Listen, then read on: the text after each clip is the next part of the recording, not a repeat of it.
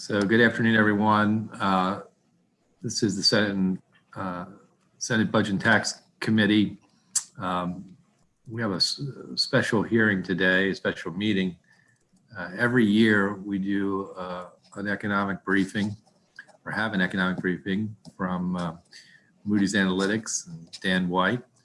And he is with us graciously again this year. And we're very pleased that you're here with us. Obviously, quite a year and quite a lot more that we've got to consider as we move forward with the 22 budget. So we're very grateful that you're here. And I'll just open it up and leave the floor to you. Thank you, Mr. Chairman, and thank you for having me again this year. I wish I could be there with you in Annapolis. That trip down every January is one I look forward to, but we'll have to make do with this for now. Although I have to wear a tie when I get down and I go down there. I can do tieless now a lot more often, which is a nice thing. Thank you again for having me. I'm going to talk for maybe just about 15, 20 minutes, and then I'm going to make sure to open it up for questions to make sure we're hitting some of the things you guys have. I know with everything being virtual, there's a lot more places to be and a lot fewer excuses to not be there. So we want to make sure we're making the best use of your time possible. Before I start, just as a reminder, I work for Moody's Analytics, which is an entirely separate company from Moody's Investor Service, which is the ratings agency. So please don't let anything I say today be misconstrued as having any bearing whatsoever on past, current, or future ratings actions. If you've heard me speak before, you've heard me give that spiel before, but it keeps the Moody's lawyers very happy. And when the lawyers are happy, I'm happy. So I have to give that little disclaimer. What I did come to talk to you about, though, is the economy, kind of the 30,000-foot view of the U.S. macroeconomy, as well as kind of how that filters down to individual conditions in Maryland. What I really want to focus on for you today is some of the timing of the business cycle. Kind of when everybody kind of knows that we've been in a recession. If you haven't gotten that news yet, then we need to check what you're getting your news sources from. But we're in a recovery now, and the timing around some key assumptions over the next 6 to 12 months are going to be very important for what economic growth looks like over that time period and how that filters through to tax revenues in particular, but also some of the spending items that are going to come up. So I'm going to talk mostly about that. Going back to a year ago when I sat before you, I said that there was an uncomfortably high likelihood of a recession in the next 12 months. Little did I know how right we were about that. We didn't quite predict it would be because of a pandemic, but nonetheless, we did say that there would be a recession. So I can't claim that we predicted this, but I'm taking as much credit as I can. The shape of this economy is very unique. And so if we look at this on a roadmap, for example, just talking about the timing, if we go back to this time last year, in late February, early March is when we first started to see the impact of the coronavirus pandemic on the economy. When we went into a recession in February, March of last year, it was very different than any other recession that any of us can remember seeing in our lifetimes. Normally, when we go into a recession, it's, if I can use a car as an analogy, it's kind of like a car runs out of gas, right? You start to see a few splutters and you gradually kind of decelerate and pull off onto the shoulder of the road. That's what we see with a recession. We see, little hints and triggers here that say that something is going to go wrong, and then we kind of slowly go over the top of a hill. With this recession, it was more like an electric car, and somebody just kind of pulled the plug on the battery overnight, right? We didn't run out of gas. We just kind of fell off a cliff immediately, right? And so we saw more or less a third of the U.S. economy go offline almost instantaneously in March and April of last year. That is unprecedented. The size of the GDP shortfall in that shorter period of time is the largest impact that we've seen on the U.S. economy ever. You can go back as far as we have economic records, the 1700s. We've never seen a quarterly decline in GDP that large. The upside to that, though, was that because that was mostly because of the business restrictions that were imposed around the coronavirus, when we plugged the economy back in, a lot of it came back on track much more quickly than we would have otherwise expected had we had a recession. So in February, March, we saw this big cliff fall off a cliff. And then when we started to get into the summer months, we started to be able to lift some of those business restrictions. We started to see things come back up, and we regained a large majority of the economic activity that we had lost. I think that may have lulled some of us into a false sense of security, though, because once we kind of plugged everything back in and we got back to where we could be in terms of being safe around the business restrictions and the coronavirus restrictions, we entered the second phase of the recession, which we kind of call the pre-vaccine recovery, where we essentially went sideways for the better part of 4 or 5 months, right? And that was, as I'm sure you all remember, probably the most boring and the most terrifying time of the entire pandemic, because we didn't know when the vaccine was coming. We didn't know when we could lift these business restrictions that are in place. We didn't quite know the full extent of how long this recession was going to last, how long it was going to take us to come back from that. It was a very scary time, even for us economists. What we have begun now is what we're calling kind of the post-vaccine recovery. And so there are several very important assumptions that go into that recovery, the timing of the recovery and the pace of growth in that recovery. So just to give you some kind of rough numbers to think about from a 30,000 foot view. When all is said and done and we get the calendar year 2020 economic data, we can expect that the US economy will have fallen just over 3% on a year-over-year basis. So the total size of the US economy shrunk by about 3% in calendar year 2020. At the end of the day, that's not the worst thing in the world, because if we go back to Q2, we actually saw GDP fall by about 30%. So the fact that we're only going to get through about a 3% decline in the economy last year is really a good deal. If I had come to most economists in April of last year and said, hey, what do we think about only losing 3% this year? I mean, everybody would have taken that one sight unseen. So the fact that we're there is a good sign. Going into next year, our baseline forecast at Moody's, and I'll talk about the assumptions that kind of go behind that, but our baseline assumption is that we see about 5% growth in GDP in calendar year 2021, and just under 5% growth in calendar year 2022. Okay. Now, that's really fast growth, but it's coming off a very low base. So when we think about this from a GDP perspective, it looks like a very quick recovery. But when we look at it from a jobs standpoint, which can give you a little bit more context around the recovery, we probably don't get back to what we would consider full employment until the end of 2023, or sorry, early 2023, forgive me. For context, again, in the Great Recession, it took us about 5 years to regain full employment in the US. So from 2009 to 2014, it took us to regain full employment. This one, it's going to take us maybe 3 or 4 years to regain full employment.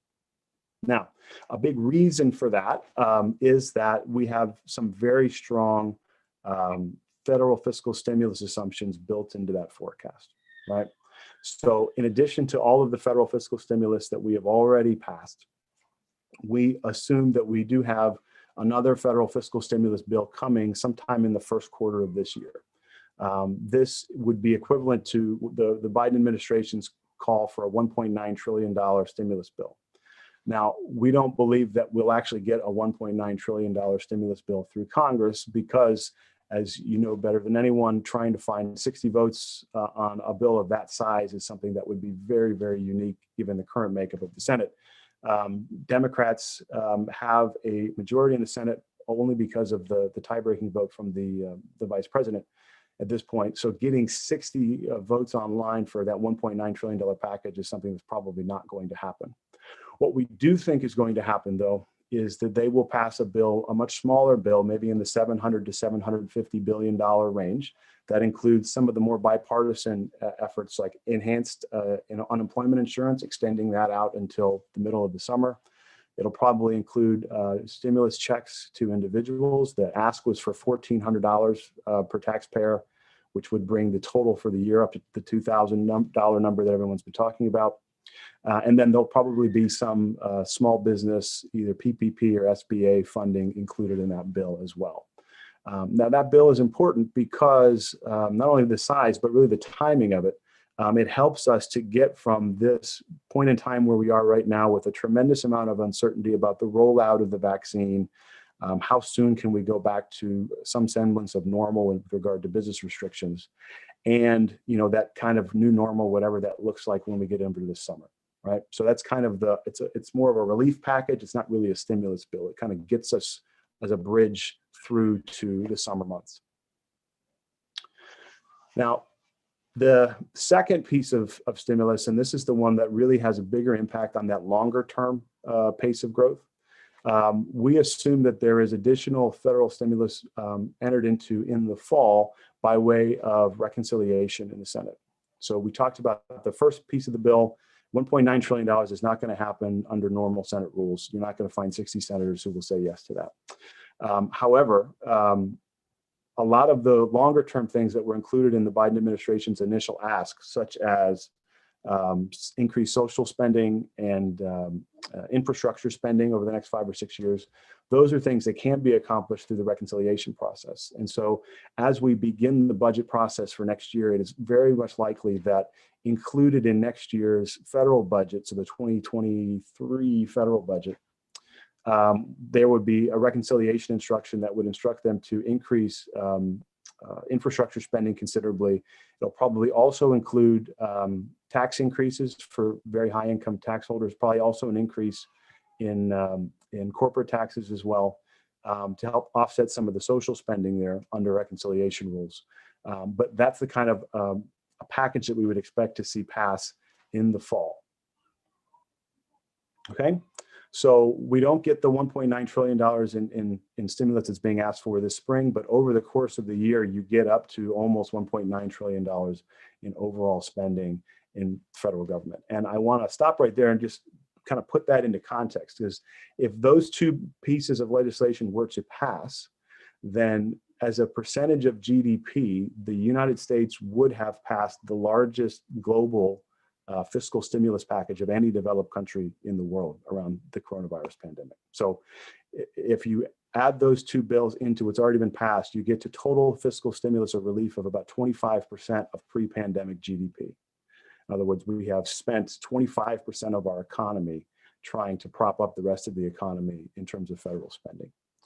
For context, in 2008, and I have to double check the exact number, we spent less than 10% of GDP on federal fiscal stimulus. So we're looking at 2.5 times the amount of fiscal stimulus around this recession than we did after the last recession, which is one of the reasons why we have such an aggressive growth projection in 2021 and 2022. Okay.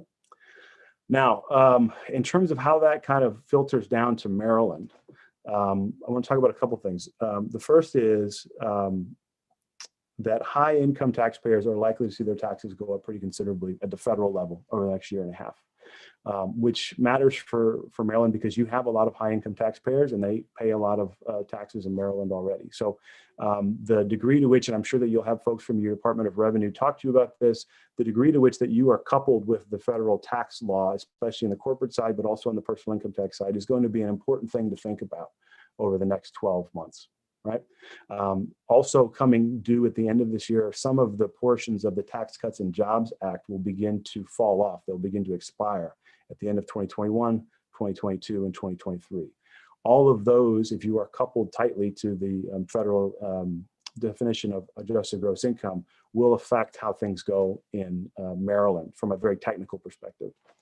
From a larger perspective, though, what we do expect to see, again, in addition to those stimulus bills, is we do expect federal spending to increase considerably, and not just on the defense side of the ledger as we've seen in the last couple of years. We expect to see it expand on the discretionary side as well, and that will have carryover effects into the Maryland economy. The second thing that will really kind of filter through to Maryland is when we talk about the vaccine rollout coming online this spring. The timing around that is very important. So when we talk to the epidemiologists, the feedback that we get is that it will take about 25 million Americans to be inoculated in order for us to get back to a point where the COVID numbers really start to come down nationally, right? And it kills me to have to say that because as an economist, I think that everything revolves around the economy, and everybody else's opinion doesn't matter. But in this particular case, unfortunately, the epidemiologists are really driving the train, and we have to go with them. So economics or no economics, until we get to that 25 million inoculations point, it's really going to be difficult for us to be able to lift some of that economic growth and economic restrictions that are in place. As of yesterday, or at least the data that was available yesterday from the CDC, there are about 12 million Americans who have received their first dose of one of the vaccines. There are about 2 million Americans that have received their second dose. The vaccination process is exceeding much slower than we otherwise would have hoped, but it is accelerating markedly. So in other words, the gains that we're seeing from day to day in the last week or so are much faster than we saw in the first weeks of January.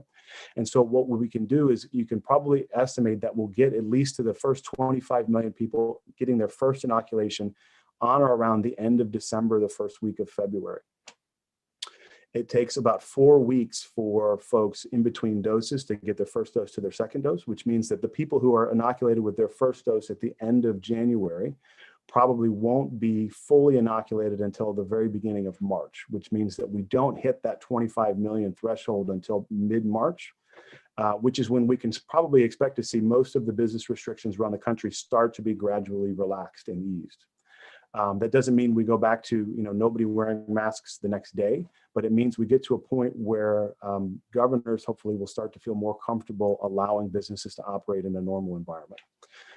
That makes a big deal for Maryland in addition to the general things, but it means that most of the leisure hospitality portions of the economy can start to be opened by May, June, July of this year, which for all the places on the shore, all the places in Chesapeake Bay, that's a big deal in terms of visitor numbers and allowing people to be able to go back to that kind of travel. Because what we're seeing is a tremendous amount of pent-up demand for travel.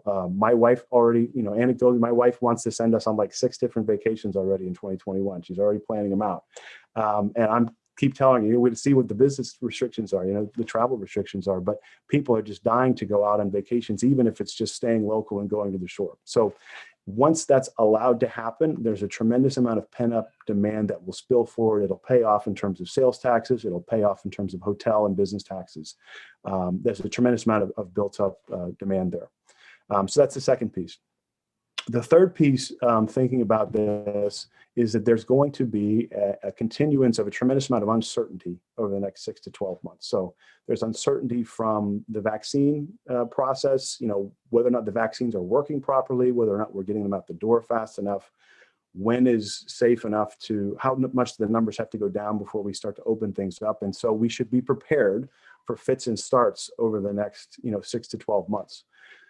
We should also be prepared for fits and starts in terms of fiscal policy at the federal level. So our assumptions around, the first stimulus package in the Q1 and then the second one that happens in the fall, those are moving targets. And with a new Congress and a new president, we still don't have a really great read on how all of this is going to go. And so those assumptions can change quite a great deal. So there's a lot of room for upside with the economy over the next 12 to 24 months, but there's still a tremendous amount of uncertainty over that next 6 to 12 month period. So I would advise you all not to be frightened by the fits and starts. They're going to happen, but just to continue to be cautiously optimistic about what the economy is going to look like in the next 2 years. And I think that so far, talking to Philip and some of our other friends in Maryland, it seems like you guys are doing a pretty good job of that so far. So with that, Mr. Chairman, I would be more than happy to answer any questions that you or the other senators may have. Great, thank you. We're going to start with our Vice Chair, Senator Roosevelt. Thank you very much, Mr. Chairman. I got 2 questions. One is sort of technical. Both are kind of technical. One is political, one's technical. Why are you assuming that Congress will not use reconciliation early? Why are you assuming they're going to use it late and have to get 60 votes in the Senate? Mr. Chairman, Senator, we're assuming that they will use it late for 2 reasons. One, we think that there's stuff that they can get, even if they do it quickly, even if they go to reconciliation right away, that's not a process that can be done very quickly in the Senate. It's going to take at least 3 or 4 months for that to work through because they've got to pass a reconciliation instructions. They've got to work with the House on their portions of the bill.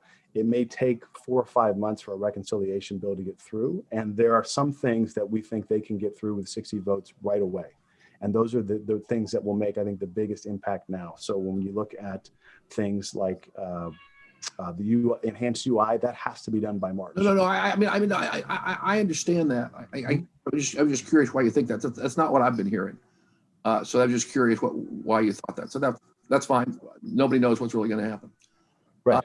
The second question is, of your 5% growth for calendar 21 and calendar 22, right?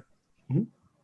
How much of those 5 percentage points are related to controlling the virus, the vaccine, the opening the economy, versus the fiscal stimulus? If there was no fiscal stimulus, what's your growth projection?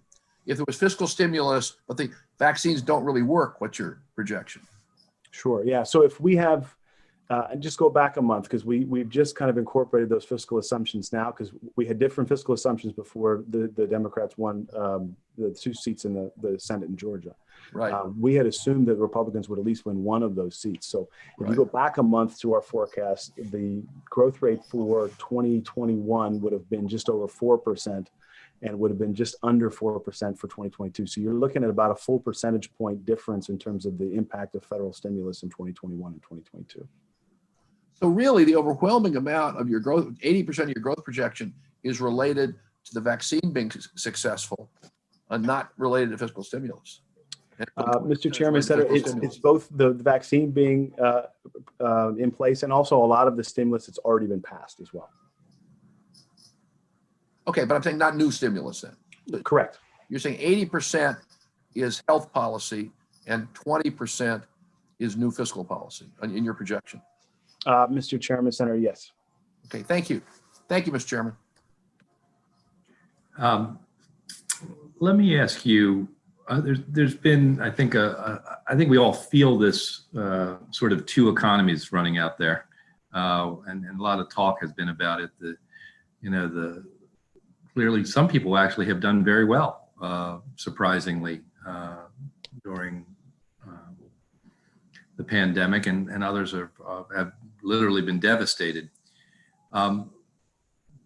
When all this stimulus is done, and we'll be taking actions too, and I guess that's in part the reason I'm asking this question about how much and where and targeted. How do you foresee what's going on lead to a place where at least we get back to where we were and we don't find ourselves more disequal than we were, more poverty than we have now? Do you see that coming back, and are there things we should be doing to ensure that we at least get back to where we were, if not, moreover, getting to a better place in terms of the inequities in our economy? Mr. Chairman, that's a great point. Without a doubt, the pandemic has definitely made that spectrum much broader in terms of an equitable standpoint from the income distribution. The K-shaped recovery is very much real, and we can see that in the data. When we look at the amount of jobs that have been lost so far in the U.S., or that are still missing, for example, only about 10% of the jobs that are still missing are when what we would determine as high income industries. 90% are in mid and low wage incomes, and low wages probably make up about 50% of that. So there's a significant disparity in those outcomes, and it's kind of underlined the point that most of what federal fiscal stimulus or state fiscal stimulus comes after this should be extremely targeted in terms of its impact. At the small business level, because they're the folks who employ a lot of the people who are in those lower wage categories, but also in terms of direct aid to those individuals and those workers themselves. That kind of targeted relief will be the relief that not only gets the economy moving faster, but will also probably result in a much narrower distribution of outcomes from an equity perspective. And so do you believe that, I think you're saying this, but I really want to sort of narrow it. I see our job as sort of two phases. One, helping those who are in trouble right now to get by. And two, really setting up the framework for the future to ensure that everyone succeeds as we move forward. And I guess you're saying that if we do those things that you just mentioned, that's the best way to both answer the first question and the second question, or is there a difference between the two? Is there something we should be doing fundamentally different for sort of the intermediate term from a stimulant point of view, but more of a recovery point of view, I guess, for long-term recovery? Mr. Chairman, I think they're one and the same. I think having that be really targeted, again, towards the small businesses and then the people who work for those small businesses are in industries that we would determine to be low-income industries. Hourly folks, people who are in the lower half of the income distribution, they're the ones who need the most help now. And you can see it. It's not just the jobs. We're talking about the direct income assistance, but also in the housing market. The rental market is much worse shape than the homeowners are in. Anything that's targeted as opposed to just kind of general helicopter drop stimulus is going to be much more effective, both at getting the economy moving quickly and also in lifting up, all parts of the income distribution. Great, thank you. Senator Roosevelt has another question. I do. Thank you, Mr. Certainly Chairman. feel free to jump in. I can see evidently our hand raise feature was not working on an earlier hearing, but it is now, so jump in. If somebody else would like to go first, I'm happy to wait. No, go ahead. Go ahead, Senator. Let me ask you in terms of your projections out into 2022, 2023 and beyond. And correct me if I'm stating this wrong. I mean, my impression is the segments that people talk most about being hurt over the medium run and the longer run are the hotel industry. Not so much in terms of tourism, but in terms of business travel, because we've all learned how to do this. And, why do we want to spend all that money when we can see each other up close and personal like we are now? So one threat, medium to longer term, is business travel, hotels, restaurants related to hotels, blah, blah, blah, blah, blah. That's one bucket. Second bucket that people talk about that I don't really even understand is somehow the restaurant industry will be negatively affected in a long-term way. To me, it seems kind of like when people go back to restaurants, they're going to go back to restaurants. So I'm curious about the restaurant industry. And the third is commercial real estate. And there you got two issues. You've got the office space, because again, just like you wouldn't do business travel, you do business travel less people are going to be working in offices and working with telework. And then the second is retail, because obviously, twice a day, an Amazon Prime truck drives by my house delivering stuff, not necessarily to me, but to my neighbors. And so the online retail business has obviously gone from big and growing to bigger and growing more. So my question is, what are your projections for those three verticals? Number one. And number two, am I missing a big vertical that's likely to have long-term impacts here? Those are all very good points. Maybe it would be best answered if there are kind of two features here. There are some issues where things directly related to the pandemic are having an impact. And then there are other instances where there are long-term structural changes in the economy that were already occurring that have been tremendously accelerated by. Yep. With regard to the restaurants, for example, I think you're absolutely right. When people can go back to restaurants, they're going to go back to restaurants. The bar industry is never going to go out of business as a whole, right? However, when you look at the types of businesses that bars in restaurants are, they're usually very small sole proprietorships with not a lot of liquidity, and a lot of them are being wiped out from a financial standpoint. That doesn't mean that there's not going to eventually be another bar or restaurant that pops up in that same place, but there is a tremendous amount of wealth being destroyed in some of that sector. And so we're seeing a lot of businesses fail, and eventually, you're right, new businesses will pop up. But it's going to take a little while. The other thing is you'll see this in other parts of the economy as well, but you'll see a lot of consolidation. So if you are a restaurant chain that had 10 restaurants and had a lot of liquidity before this, you're going to be going through and buying up distressed assets like crazy right now. Whereas if you were a small business owner that had one restaurant, you're probably out of business and looking for work. So that kind of immediate disruption is going to cause a longer term disruption in terms of the restaurant industry. But as a whole, you'll never not have a place to go and eat dinner, right? On the second part of that, so the trends that are really kind of accelerating as a result of that, the first is the result of telework. So hotels and restaurants associated with hotels that focus mostly on business travel are really going to have some trouble. It doesn't look like that's going to be as prevalent in terms of conferences and conventions. So the places that really focus on those are probably going to be okay, because even with Zoom, this is a Zoom meeting that can go just fine, but it's very difficult. I don't know if you've been to like the NCSL events or those where you normally are meeting, hundreds and thousands of people all in one weekend. You can't do that over Zoom very effectively. So I think those large events are still probably going to come back in some way, shape, or form, but business meetings are going to be brought down significantly, and there's going to be a tremendous impact on the economy for that. The second part of that telework, though, is the commercial real estate space. And that is not only a place where people are reimagining kind of what commercial real estate should look like, but also where it should be. They don't necessarily have to be in urban centers anymore.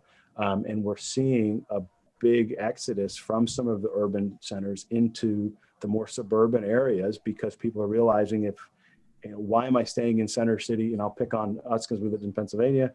Why am I staying in Center City, Philadelphia, when I can go to a better school district down the road, have a cheaper house, and just zoom in to work every day?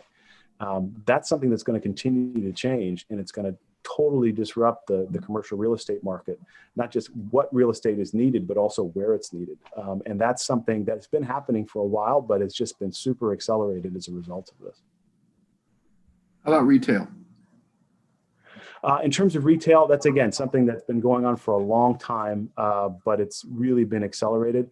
If anything, I think it's kind of been like the restaurant industry in that it's really almost Darwinian capitalism at its height. It's people who have adapted very quickly to being able to deliver things online, and be able to have a business thing online, have really been able to just outcompete the brick and mortar retail folks. And the brick and mortar retail folks who have been able to adapt and get around that and have either a dual presence online and in brick and mortar retail, they're the ones who are thriving and surviving. But the ones who really have been slow are going out of business, and they're being bought up by the larger folks. So you'll see continued consolidation there, and just really a reimagining of how the retail space exists. I don't think we'll ever, go completely online, because people still like to go into a store and buy things from brick and mortar. But again, you'll probably see consolidation there, more small businesses going out of business, and more of the large folks with a lot of liquidity coming in and buying up those assets. Any other vertical we should be looking at, or are those the big ones? I think the other one that you should keep in mind is transportation. And that goes around some of the CRE stuff, goes around some of the travel things with business. The airlines and the travel folks are one thing, but then also kind of the domestic travel, your transportation authorities, things like that. There's going to have to be a reimagining. And this is, again, something that was happening for a while. There's got to be a reimagining of how some of those industries are funded, both on the public side and the private side. And your guess is as good as mine about how that will ultimately play out, but it's something that's going to be happening over the next several years for sure. Thank you. Thank you, Mr. Chairman. Sure. Senator Alforth, did you still have a question? No, Mr. Chair, no, my question was going to be, as the Vice Chair said, the other verticals we need to look out for. So it's been answered. Thank you. Okay. I have another one, actually. I'm interested in your perspective on the impacts on our educational system of all this. We've been very focused on the loss that the kids of not being in the classroom. We've been thinking about ways to improve that with both technology and broadband where it doesn't exist in many places in Maryland. We've been talking about the need for tutoring and the such, but the end of the day, there are kids who clearly are going to be missing out. And I'm wondering what your perspective is on the impact for the long term of this, hopefully just 1 year, has on our society and moving forward. And I assume we're in a similar place as around the world, that other countries are having the same kinds of problems. And I guess that is an equalizer in a way, but maybe not. What's your perspective on all that? Mr. Chairman, I think that is, you hit right to the heart of one of the biggest impacts of the pandemic on the economy and on broader issues in the economy. And I would echo your hope that it's only 1 year, because I've got my 4 little guys downstairs doing their Zooms right now, and their mom would like them to not be doing that a year from now. Let me put it that way. It's really had a tremendous impact on a couple of ways. First is on parents, right? So there's a lot of those jobs we talked about losing are single parents, folks who cannot stay home and watch their kids. And so they've chosen in some instances to stay home and watch their kids and not work. In other instances, there are 2-parent households where one of the spouses or the partners has stayed home. When we look at the jobs numbers, it really plays out significantly.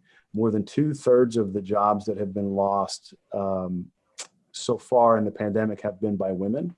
Women are more likely to stay home and serve in that role as the caregiver in the society that we have today. And that plays out really well. When we looked at the December job numbers, for example, I can't remember the exact numbers off the top of my head, forgive me, but basically if you short it out, 100% of the jobs that were lost by women on net in December. And that is making a huge impact on the labor force, because we've got all these people who have either lost jobs or quit their jobs and left the labor force and are no longer being counted in that workforce. And as we go to 5% potential GDP growth next year, we are going to be looking for workers left and right. And we're not going to be able to find qualified workers to fit into some of those industries that we would love to have. And potential GDP is a function of the growth in your labor force and the growth in productivity. And so unless we have massive increases in productivity, it's going to be difficult to hit those 5% numbers or even 3 or 4% numbers beyond the immediate kind of bounce back from the recession. So major long-term impacts there. From an educational standpoint, I'm not an education expert, but from what I hear from the education experts is that this is setting kids, grades back in school. And so getting those kids and the skills they need back to where they can, again, contribute to the labor force is going to be significant. And it's going to take a lot of investment, both at the state and local level, to do that. One of the things that's really been overlooked, I think the structure of government that's been most impacted by the pandemic is probably your local K-12 school districts. If you look at the job losses that we've had, we've lost about 1.3 million state and local jobs since the pandemic began, and about 800,000 of those have been at the K-12 school district, right? Some of that's because they've gone virtual, and when they get kids back in the classroom, those jobs will come right back. Some of those are permanent, and trying to recover those and restore those is going to be tricky, especially when you think about how K-12 is funded. Most K-12 school districts rely a lot on property taxes, and though they really haven't seen the impact on their budgets from lower property taxes yet. Some of them may not see an impact. So in the suburbs of Philadelphia, where people are moving from center city to the suburbs, house values are going up like crazy. They're probably not going to see a big change in their property taxes, if at all. People who are paying property taxes in center city Philadelphia, where people are leaving there and property values are declining because of commercial real estate, et cetera, they haven't seen that other shoe drop yet in terms of their tax revenue, and they're going to very soon. So there'll be, again, a continued disparity in between your urban school districts and your more suburban school districts when you talk about some of the funding levels there. But I think you hit it on the head, Mr. Chairman. I won't go on too much further because, again, I'm not an economic or an educational expert, but one of the biggest areas of concern in places that needs to be considered kind of picking up the pieces from this pandemic. Thank you. Senator Eckert? Thank you very much. And David, Dan, thank you for your presentation. I found it very helpful. I believe you said something about, with the anticipated tax increases further out, that we need to be sensitive about things that we do now so that doesn't disproportionately upset the balance. Can you talk a little bit more about that? And the reason I'm asking, I come from a county where we have more low-income earners or no-income earners than we have higher income earners. So my theory has always been we need to figure out how we balance that out, but we're going to need more people paying income tax, more people paying property tax. And I like the idea of redistribution of people to our rural areas. But do you have any thoughts on what we need to be doing in the meantime so that doesn't become a major disruption and we just run more of our high earners out of the state? Mr. Chairman, Senator, that's a good point. So what I was referring to earlier was there's going to be changes made at the federal level. And so to the degree that your tax structure is coupled to the federal definition of AGI and coupled to some of the federal things that are changed at the federal level will have an impact on your revenues in Maryland, even if you don't change anything. And so being aware of what's changing at the federal level and how that's kind of filtering through, the folks at your revenue department will really be able to get down into the weeds with you on that a little bit more. But it's something to be very cognizant of going forward, because you could find yourself having less revenue and you didn't do anything to your state tax code, right? The other thing, and to your point, is being sensitive to the changes in the states around you. And in DC, right on the border of Maryland and Virginia is a very competitive place to be levying taxes. And so making sure that you're aware of that. And again, you have to do what's necessary to make those taxes equitable and to make sure that you have enough revenue in your state budget to be able to do the things that have to be done. But being cognizant of that is just something to kind of keep in the back of your mind. It doesn't necessarily have to be the driving factor of what you're thinking. Thank you. Senator Elfreth. Thank you, Mr. Chair. Now to follow up on your question, Dan, I think we're all deeply disturbed by a lot of the trends, but particularly the jobs lost by women. And I understand a significant amount of that has to do with caregiving. And that's a societal kind of component to this. But you mentioned, when the economy kind of flips back and we're growing at 5% GDP every year, what, from a policy perspective, can we do to help ease women back into that economy, or what's the switch that needs to be flipped to plug people back into that growing economy? That's a great question, Senator. Mr. Chairman, Senator, there's a couple of things that have been proposed and that we think will come out of, and even the reconciliation bill, one of the things that's been proposed is, paid family leave, caregiving expenses, giving a larger child tax credit. There are several things that can, again, be very targeted that can help to ease folks back into the labor force a bit more. To the extent that we're working on it the next couple of years, wage growth in itself can be an awful strong encourager of people to get back into the labor force. And so as we see wages rise, we'll start to see that as well. But really targeting in those family-friendly things that unfortunately a lot of has to get done at the federal level, but some can be done at the state level as well. That's very helpful. Thank you. Thank you, Mr. Chair. Senator Young. Thank you. I was working up a few questions that Senator Rosenblatt covered most of, but I'm really thinking about cities here for a minute. I was mayor of a small city for 16 years, and we brought it back, and it's going great. And there's some businesses there struggling, but I think most of them will last and they'll fill back in, and people aren't deserting air downtown. But I hear of businesses moving out of New York City and some people saying New York will never come back, which I don't really believe. But you mentioned Philadelphia, and Philadelphia in the last 10 or so years has really made a great comeback. But we have Baltimore here in Maryland, and it has been struggling, and we have to put a lot of state finances into it. And I'm wondering, in terms of cities, and particularly Baltimore, if it slides farther instead of us bringing it back, it's going to take more state resources. So what do you see as the future of big cities if we're seeing people leave? Tourists help, but you really need a strong foundation of residential to keep them strong. So do you have any projections of what you're seeing for large cities? Mr. Chairman, Senator, we do have projections, but I'm not sure you'd want to hear them. Well, we do continue to see that slide that you're mentioning with big cities as more folks move out of that central core into the suburban areas. Some of that is structural and is going to happen anyway. So for example, the millennials are now, the oldest millennial I think is 40 now. And so they're hitting the age when they start to look more for a school district than they look for a bustling downtown area, and that's making a difference.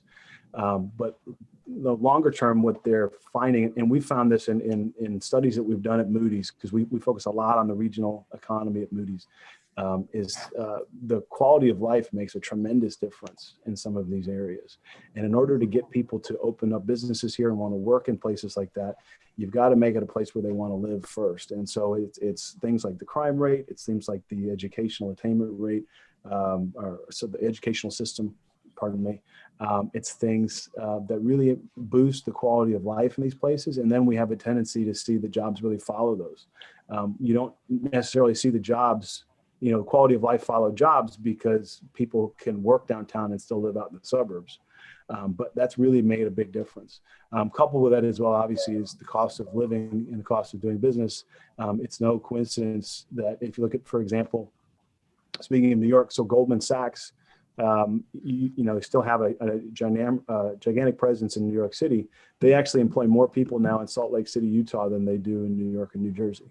And the reason is that the quality of life is superior for their workers, but also it's tremendously cheaper for those workers and the company to operate in Salt Lake City than it is in New York. And it's all because the technology has gotten to a place where they can be just as productive in Salt Lake City in the financial markets as they can in New York and New Jersey. okay, thank you.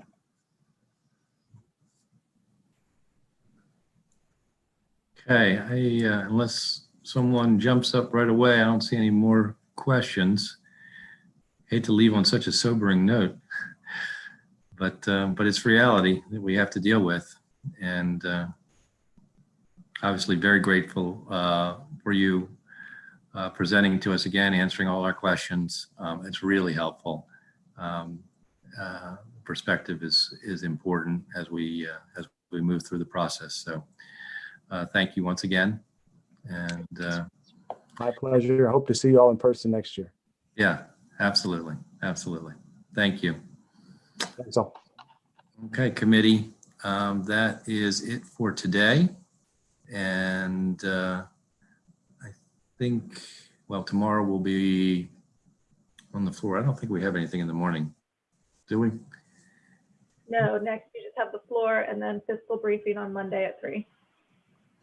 Gotcha. Okay. So I'll see you on the floor tomorrow and a fiscal briefing next week.